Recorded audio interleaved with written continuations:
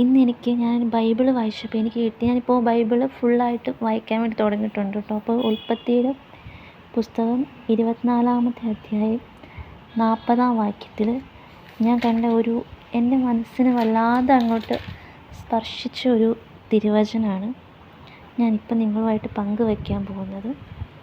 അതിങ്ങനെയാണ്: കർത്താവ് തൻ്റെ ദൂതനെ നിൻ്റെ മുൻപേ അയച്ച് നിൻ്റെ വഴി ശുഭമാക്കും. ഞാൻ ഒന്നും കൂടെ പറയാം. ഉൽപ്പത്തി 24:40. കർത്താവ് തൻ്റെ ദൂതനെ നിൻ്റെ മുൻപേ അയച്ച് നിൻ്റെ വഴി ശുഭമാക്കും. അപ്പോൾ എന്തൊക്കെയാണ് നമ്മൾ ഓരോ ദിവസവും നമ്മൾ ബൈബിൾ വായിക്കണം. ഞാൻ പറയുകയാണെങ്കിൽ നമ്മൾ ബൈബിൾ ഫുള്ളായിട്ട് നമ്മൾ വായിക്കണം. അതിനകത്ത് നമുക്ക് ഇഷ്ടംപോലെ നമ്മുടെ മനസ്സിനെ നമ്മൾ സ്വാധീനിക്കുക ഒരുപാട് കാര്യങ്ങൾ നമുക്ക് കിട്ടും കേട്ടോ. ഞാനിപ്പോൾ തുടങ്ങിയിട്ടുണ്ട് ബൈബിൾ വായിക്കാൻ വേണ്ടിയിട്ട്. അപ്പോൾ എനിക്ക് കിട്ടുന്ന ഓരോ വചനങ്ങൾ ഞാൻ എല്ലാവരുമായിട്ട് പങ്കുവയ്ക്കാൻ വേണ്ടി ഞാൻ ആഗ്രഹിക്കുകയാണ്. അപ്പോൾ ഈ വചനത്തിൽ നമുക്ക് മനസ്സിലാക്കാൻ പറ്റുന്നത് എന്താ?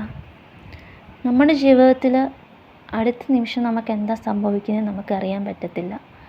ചിലപ്പോൾ നമ്മൾ ഈ നിമിഷം നമ്മൾ വലിയൊരു ദുഃഖത്തിലായിരിക്കും നിൽക്കുക. നമുക്ക് മുന്നോട്ടൊരു കാര്യത്തിന് വേണ്ടി നമ്മൾ ഇറങ്ങാൻ നിൽക്കുമായിരിക്കും. അപ്പോൾ ഒരുപാട് ആശയവും ആശങ്കകളും നടക്കുമോ എന്നുള്ള ചിന്തയും ഒക്കെ ഉണ്ടാവും. ഞാനും ഇപ്പോൾ അങ്ങനെ ഒരു സ്റ്റേറ്റിലാണ് കേട്ടോ നിൽക്കുന്നത്. അപ്പോൾ എനിക്ക് നന്നായിട്ട് അറിയാം എൻ്റെ വിശ്വാസം തകർന്നു പോയെന്നല്ല, പോകുന്ന ഒരുപാട് സംഭവങ്ങൾ എൻ്റെ ജീവിതത്തിൽ ഉണ്ടായിട്ടുണ്ട്. പക്ഷേ എന്തിനാ ദൈവത്തെ വിശ്വസിക്കുന്നതെന്ന് പോലും കൂടെ ഞാൻ ചിന്തിച്ച സമയങ്ങളൊക്കെ ഉണ്ട്. ആ സമയത്തും എൻ്റെ പ്രാർത്ഥനാ ജീവിതത്തിലേക്ക് ഞാൻ മടങ്ങി വരാൻ എനിക്ക് ചെറുപ്പം തൊട്ട് കിട്ടിയ ഓരോ കാര്യങ്ങളായിരിക്കാം. ഒരിക്കലും പ്രാർത്ഥനയിൽ നിന്ന് വിട്ടുപോകാൻ വേണ്ടി എനിക്ക് തോന്നിയിട്ടില്ല. അപ്പം നമ്മൾ ഏത് പ്രതിസന്ധിയിൽ നിന്നാലും ഞാൻ വിചാരിക്കുന്നത് വെച്ചാൽ നമ്മളെ പരീക്ഷിക്കാൻ വേണ്ടി ദൈവം തരുന്ന ഒരു മാർഗ്ഗമാണ്. നമ്മൾ ദൈവത്തിൻ്റെ കൂടെ നിൽക്കുമോ, നമ്മൾ ദൈവത്തെ വിട്ടിട്ട് പോവുമോ എന്നറിയാൻ വേണ്ടി ദൈവം തരുന്ന ഒരു മാർഗ്ഗം മാത്രമായിട്ടാണ് ഞാൻ ഇതിനെയൊക്കെ കാണുന്നത്. അപ്പോൾ നമ്മൾ ഒരു പ്രതിസന്ധിയിൽ നിൽക്കുമ്പോഴത്തേക്കും നമുക്കറിയില്ല, നമ്മളൊരു കാര്യത്തിന് ഇറങ്ങാൻ നേരത്തെ ഇനി എന്താ സംഭവിക്കാൻ പോകുന്നതെന്നൊന്നും അറിയത്തില്ല. അവിടെ ചെല്ലുമ്പോൾ എന്താണെന്ന് അറിയത്തില്ല. അപ്പോൾ ഈ വചനം നമ്മളോട് പറയുന്നത് എന്താ? കർത്താവ് തൻ്റെ ദൂതനെ നിൻ്റെ മുൻപേ അയച്ച് നിൻ്റെ വഴി ശുഭമാക്കും. നമ്മളൊരു കാര്യത്തിന് പോകാൻ ഇറങ്ങുന്നതിന് മുമ്പ് നമ്മൾ ദൈവത്തോട് പ്രാർത്ഥിക്കണം. നമ്മൾ പ്രാർത്ഥിച്ചിട്ട് വേണം ഇറങ്ങാൻ വേണ്ടിയിട്ട്. ഇറങ്ങുമ്പോഴത്തേക്കും ദൈവം തൻ്റെ ദൂതനെ നമുക്ക് മുമ്പേ അയച്ചിട്ട് നമ്മുടെ എല്ലാ കാര്യങ്ങളും ശുഭമാക്കി തരും എന്നാണ് ഈ ഒരു വചനം നമുക്ക് നൽകുന്ന പാഠം. നമ്മൾ എന്ത് ചെയ്യുമെന്നൊക്കെ ഓർത്ത് നിൽക്കുന്നൊരു സമയമുണ്ട്. ആ സമയത്തൊക്കെ നമ്മൾ ഭയപ്പെടാതെ നമ്മളൊരു കാര്യത്തിന് ഇറങ്ങുന്നതിന് മുമ്പ് നമ്മൾ ദൈവത്തെ വിളിച്ച് മുന്നിൽ നിർത്തണം.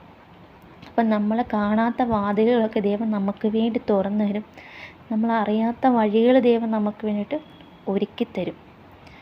ദൈവം നമ്മുടെ പിറകെ മാത്രം നിൽക്കുന്നവനല്ല, നമ്മുടെ മുൻപിൽ നടന്നു പോയി നമ്മുടെ എല്ലാ വഴികളും നേരെയാക്കും. നമ്മുടെ വഴി അടഞ്ഞു എന്ന് തോന്നുന്നിടത്തായിരിക്കും ദൈവം ചിലപ്പോൾ വഴികൾ തുറന്നു തരുന്നത്. ദൈവം നമുക്ക് നിരവധി അനുഗ്രഹങ്ങൾ നമുക്ക് വേണ്ടിയിട്ട് ചൊരിയും. അതുകൊണ്ട് ഇന്ന് ആരെങ്കിലും നിരാശയിലാണെങ്കിൽ, എൻ്റെ ജീവിതത്തിന് ഒന്നും നടക്കില്ല എന്ന് ചിന്തിക്കുന്നുണ്ടെങ്കിൽ, ഞാൻ പറയാൻ ആഗ്രഹിക്കുന്ന ഒരു കാര്യം മാത്രമേ ഉള്ളൂ. നിൻ്റെ കഥ ഇവിടെ അവസാനിച്ചിട്ടില്ല. ദൈവം നിൻ്റെ മുന്നിൽ നടക്കുകയാണ്. ഇവിടെ ദൈവം പറയുന്നത് വഴി എല്ലായ്പ്പോഴും എളുപ്പമായിരിക്കണം എന്നില്ല. നമുക്ക് ചിലപ്പോൾ നമ്മുടെ ജീവിതത്തിൽ നല്ല കാര്യം സംഭവിക്കുന്നത് കുറേയധികം നമ്മളെ പരീക്ഷിക്കുകയും നമ്മളെ വലയ്ക്കുകയും ചെയ്തതിന് ശേഷം മാത്രമായിരിക്കും. ആ സമയത്തൊന്നും നമ്മൾ നമ്മളുടെ വിശ്വാസം കൈവിടാതെ ഇരിക്കണം. ചിലപ്പോൾ നമ്മൾ പോകുന്ന വഴിയിൽ കണ്ണുനീരുണ്ടാവും, കാത്തിരിപ്പുണ്ടാവും.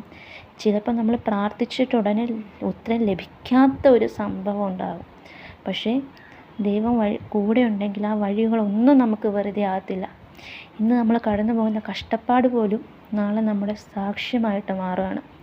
ഇന്ന് നമ്മൾ കാണുന്നത് ഇന്നത്തെ പ്രശ്നം മാത്രമായിരിക്കും. പക്ഷേ ദൈവം നമുക്ക് ഇന്നത്തെ നമ്മുടെ ജീവിതത്തിലെ പ്രശ്നങ്ങൾ മാത്രമേ അറിയത്തുള്ളൂ. പക്ഷേ ദൈവത്തിന് നമ്മുടെ ജീവിതകാലത്തെ കാര്യങ്ങൾ മുഴുവനും അറിയാം. അതുകൊണ്ട് നമ്മൾ ഭയപ്പെടാതെ ദൈവത്തിൽ വിശ്വസിച്ച് മുന്നോട്ട് പോകണം. നമുക്ക് ചില സന്ദർഭങ്ങളിലൊന്നും നമ്മൾ എങ്ങനെയാണ് പോകുന്നതെന്ന് പോലും മനസ്സിലാക്കാൻ പറ്റാത്ത ഒരവസരങ്ങളിൽ പോലും നമ്മൾ ദൈവത്തെ നമ്മൾ ദൈവത്തോട് പ്രാർത്ഥിക്കും. കർത്താവ്, എനിക്ക് വഴി കാണുന്നില്ല, പക്ഷെ നീ എൻ്റെ മുന്നിൽ നടക്കുന്നു എന്ന് വിശ്വസിക്കുന്നു നമുക്ക് ഏറ്റു പറയാൻ വേണ്ടിയിട്ട് പറ്റണം. ഇന്ന് ഈ സന്ദേശം കേൾക്കുന്ന ഓരോരുത്തരുടെയും ജീവിതത്തിൽ കർത്താവ് തൻ്റെ ദൂതനെ മുന്നിൽ അയക്കട്ടെ. അടഞ്ഞ വാതിലുകൾ തുറക്കട്ടെ, തടസ്സങ്ങൾ നീങ്ങട്ടെ, കുടുംബങ്ങളിൽ സമാധാനം ഉണ്ടാകട്ടെ, നിരാശപ്പെട്ട ഹൃദയങ്ങൾക്ക് പ്രത്യാശ ലഭിക്കട്ടെ. നമുക്ക് വഴി അറിയില്ലെങ്കിലും വഴി അറിയുന്ന ദൈവം നമ്മുടെ കൂടെയുണ്ട്. അതുകൊണ്ട് ധൈര്യമായിട്ട് തന്നെ നമ്മൾ ദൈവത്തോട് പറയണം, കർത്താവേ നീ എൻ്റെ മുൻപിൽ നടക്കണേ, എൻ്റെ വഴി ശുഭമാക്കി തരണമെന്ന് തന്നെ നമ്മൾ ദൈവത്തോട് പ്രാർത്ഥിക്കണം.